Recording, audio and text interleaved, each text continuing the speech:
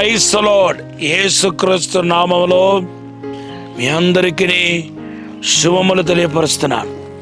Morning మన్నా ఈ కార్యక్రమానికి మిమ్మల్ని ప్రేమతో ఆహ్వానిస్తున్నాను. ఇప్పటికే ఈ మార్నింగ్ మన్నా ఈ కార్యక్రమం ద్వారా మీలో అనేక మంది ఆశీర్వదించబడి ఉన్నారు, బలపడుతూ ఉన్నారు. ఇంకా మీరు దీవించబడబోతున్నారని చెప్పటంలో ఎటువంటి సందేహం లేదు. మీ ముందు ఎవరైనా ఛాలెంజెస్ ఎదుర్కొంటా ఉంటే, శోధన, సాతాను క్రియలు, అపవాది యొక్క క్రియలు ఎదుర్కొంటా ఉంటే ఆ అడ్డాన్ని దేవుడు తొలగించబోతున్నాడు. శోధన దేవుడు తీసివేయబోతున్నాడు. త్వరలో దేవుని యొక్క అసాధారణమైన అద్భుతమైన కార్యాన్ని మీరు చూడబోతున్నారు. దేవుడు మిమ్మల్ని జ్ఞాపకం చేసుకుంటున్నాను అంటున్నాడు. మీరు దేవుని చేత దీవించబడబోతున్నారు. ఈరోజు దేవుడు మీకు ఇచ్చిన వాగ్దానం ఏంటో తెలుసా? దానియేలుకి ఇచ్చిన వాగ్దానం దేవుడు మీకు ఇస్తున్నాడు. దానియేలు గ్రంథం 10వ అధ్యాయం 19వ వచనం. దేవుని బిడ్డలారా, అభిషేకించబడిన వాడి జీవితంలో కనబడే మార్పుల గురించి మనం మాట్లాడకుండా వస్తున్నాం. ఒక వ్యక్తి దావీదులాగా అభిషేకించబడితే దేవుని బిడ్డలారా తన నోరును అదుపులో ఉంచుకుంటాడు, వృధాగా మాట్లాడాడు. దేవుని బిడ్డలారా, హృదయం నిండింది నోరు మాట్లాడతాయంట. ఈరోజు అనేక మంది యొక్క జీవితంలో నోటి మాట సరిగా లేదు. అపవిత్రంగా మాట్లాడే వాళ్ళు ఉన్నారు. కొంతమంది ఏమో విస్తారంగా మాట్లాడే వాళ్ళు ఉన్నారు. కొంతమంది ఏమో ఎప్పుడు చూసినా ఇతరుల గురించి నేరారోపణ చేస్తూ ఉన్న వాళ్ళు ఉన్నారు. ఎప్పుడు చూసినా ఇతరుల గురించి నేరారోపణ చేయటం. కొంతమంది ఉన్న ఎదుట వ్యక్తి మీద ఎప్పుడు చూసినా బురద చల్లించటం, వాళ్ళు గాయపరచటం. ఎదుట వ్యక్తిని గాయపరిచేదాకా నిద్రపోరు. ఎప్పుడు చూసినా గాయపరుస్తూ ఉంటారు. ఎదుట వ్యక్తిని బాధ పెడతా ఉంటారు. మాట వలన ఎంతోమంది కుటుంబాలు ఈరోజు పతనం అయిపోయింది. ఎంతోమంది కృషించిపోతూ ఉన్నారు. మీకు తెలుసా, మీ నోటి మాటను అదుపులో ఉంచకపోతే పరిశుద్ధాత్మను దుఃఖపెట్టిన వారు అవుతారు. ఎఫెసీ పత్రిక 4వ అధ్యాయం 29-30లో మనకు కనపడుతుంది. దావీదు చూడండి, మొదటిగా తన నోరును అదుపులో ఉంచుకున్నాడు. అదుపులో ఉంచుకున్నట్టు చేసింది ఎవరంటే పరిశుద్ధాత్మ దేవుడు. వాళ్ళ తండ్రి, నీ సహోదరికి తీసుకెళ్ళి ఈ యొక్క ఆహార పాత్రలు ఇచ్చిరా అంటే తన తండ్రికి ఎదురు సమాధానం చెప్పలేదు. తండ్రిని హానర్ చేశాడు.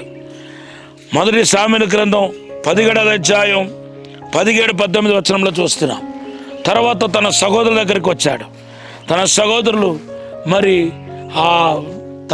దగ్గరికి వచ్చినప్పుడే గొలియాతు యొక్క ఆ యొక్క దూషణకరమైన మాటలు విన్నాడు. దావీదుకు కోపం వచ్చింది. ఎందుకంటే మనుషులు, ఇశ్రాయేల్ ప్రజలు మాత్రం కాదు, ఇశ్రాయేల్ దేవుని కూడా దూషిస్తున్నాడు. వెంటనే నేను యుద్ధానికి వెళ్తానని మాట్లాడితే ఆయన మీద ఆక్రోశం కలిగి ఆయన పైన నిందల నేరాలు మోపుతూ నీ హృదయం గర్వముతో నిండి ఉందని అని ఆయన ఎలాగ తిట్టాలో, ఎలాగ ఆయన బాధ పెట్టాలో అలా బాధ పెట్టారు.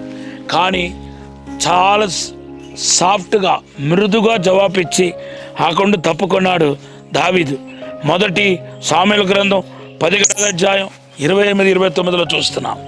అలాగే సౌలు దగ్గర మాట్లాడుతున్నప్పుడు కూడా చాలా జాగ్రత్తగా మాట్లాడుతున్నాడు. నువ్వు చిన్నవాడివి, బాల్య నుండి అతను యుద్ధం నేర్పరి, నువ్వు బాలుడుగా ఉన్నావు, యుద్ధం చేయలేవన్నప్పుడు దేవుడు ఆల్రెడీ ఆయనకు చేసిన కార్యాన్ని ఎంతో సాఫ్ట్గా, నైపుణ్యంతో సౌలుతో తెలియపరచడం, తన మనసులో ఉన్న మాటను తెలియపరచడం జరుగుతుంది. మొదటి సామెతల గ్రంథం 17వ అధ్యాయం 32-33లో.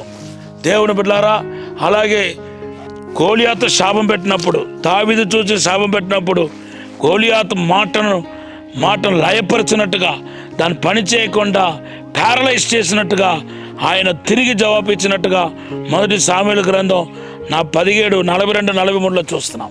సో ఈ అభిషేకం దావీదులు ఎప్పుడు ఎవరితో ఎలా మాట్లాడాలో ఆయనకు బోధించింది, నడిపించింది.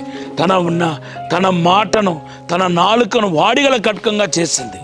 ఈరోజు నీ నాలుక వాడిగల కట్కంగా ఉండాలి. అనేకులకు ఆశీర్వాదం అవ్వాలి. నీ మాటలు ఉప్పు వేసినట్టుగా ఉండాలి. అనేకులను జీవింపచేసే మాటలుగా, బ్రతికించే మాటలుగా, ఆదరణ ఇచ్చే మాటలుగా ఉండాలని దేవుడు కోరుకుంటున్నాడు. ఈ మాటను దేవుడు దీవించనగాక. ఈ సమయంలో చిన్న ప్రార్థన చేస్తాను. పరిశుద్ధము నమ్మకమైన పరలోక తండ్రి, ఇప్పుడే నోటి మాటలు అభిషేకం ద్వారా అయ్యా తండ్రి కంట్రోల్ చేయబడతాయని ఈరోజు మాట్లాడి ఉన్నారు. ప్రతి ఒక్కరిని అభిషేకించండి. 2 పాల ఆత్మతో నింపండి, 2 పాల అభిషేకంతో నింపండి, దైవిక మహిమతో నింపండి. ప్రభా, మీరు ఆశీర్వదించి దీవించమని యేసు నామములో అడిగి వేడుకుంటున్నాము తండ్రి, ఆమేన్. మీకు దేవుడిచ్చిన వాగ్దానం యోహాను సువార్త 14:1. Have a blessed day. God bless you.